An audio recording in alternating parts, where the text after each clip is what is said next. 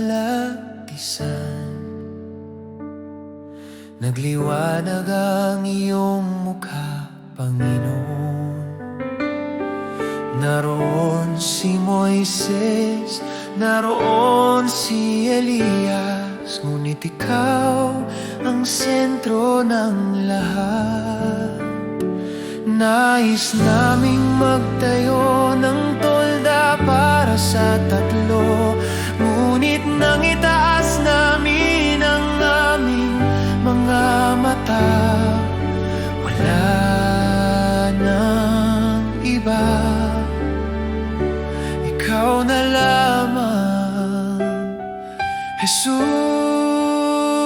Ang kautusan ay anino lamang, ang tabernakulo at handog ay larawan lamang.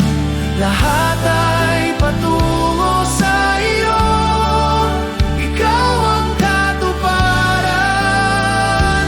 O Kristo.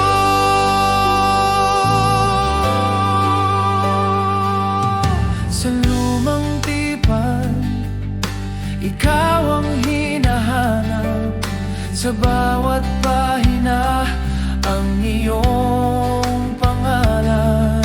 Sa aming